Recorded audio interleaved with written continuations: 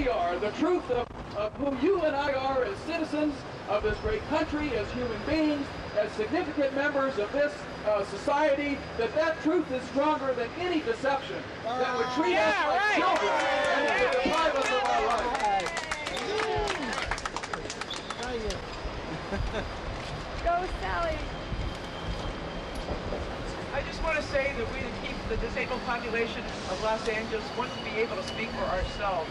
It's high time that we came out and let the people of Los Angeles know we need curb cuts, we need accessible transportation, and we don't need somebody else telling us what we need. Thank you. Yay! Yay! My name is Jane Small, and I've been a member of the City Advisory Council on Disability for 6 years and worked with them for 2 years before that. I would like to read you the first and last paragraphs of my letter to the mayor. You've heard everything that all of us have to say about disability rights, but I think that there's more to this than just that. This is a really political situation. And I tell the mayor that it is with feelings of both sadness and anger that I submit my resignation. Sad because I, more than any other member of the council, go back to your first campaign when you ran for mayor.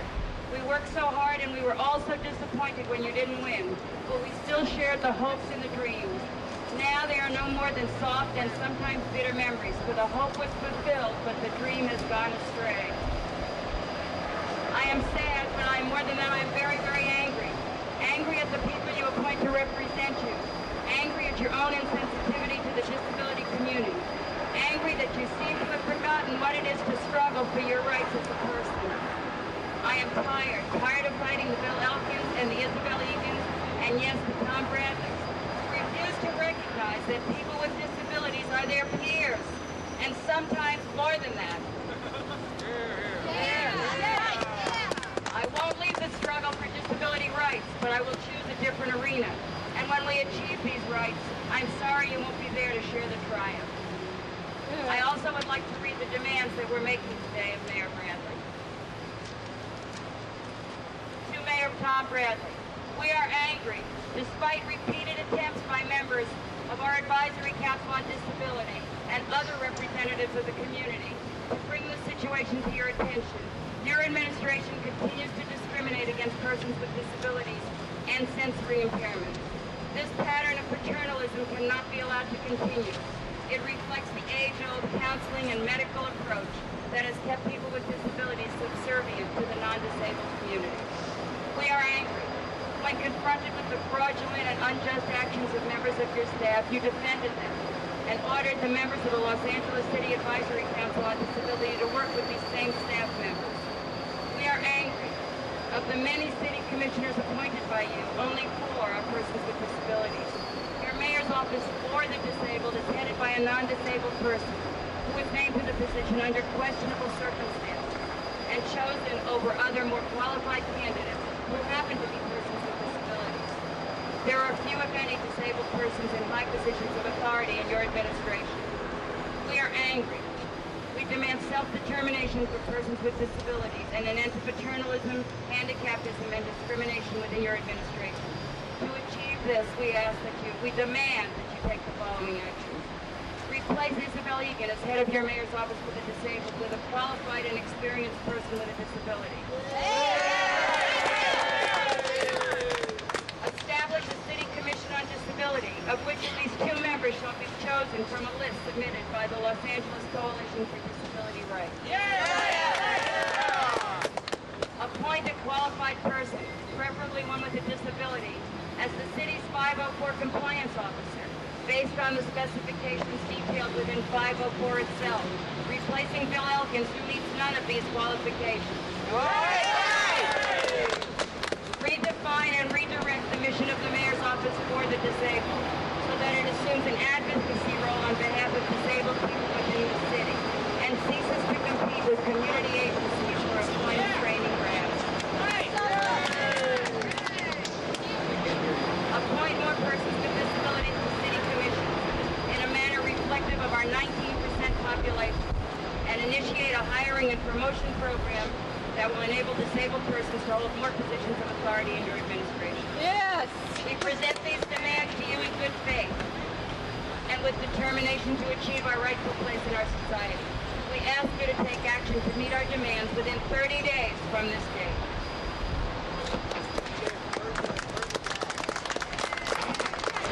At the present moment, before our resignation, there are 31 members of the advisory council. It's not a commission. We don't get paid. We're all volunteers. The mayor has 14 appointments sitting on there, 5 of whom he just made. Of that, only 4 are disabled. Only 5 are disabled. The city council members have 8 appointments sitting today. 8 of those people are disabled. And we have 7 organizational members, and all of them are disabled. No, she's what we call a secondary consumer. We are primary consumers. Yeah, there is a difference. She has a developmentally disabled daughter who is in an institution. But Dr. Egan's expertise is in special education and counseling. That's not what we need. That's like sending us to the doctor.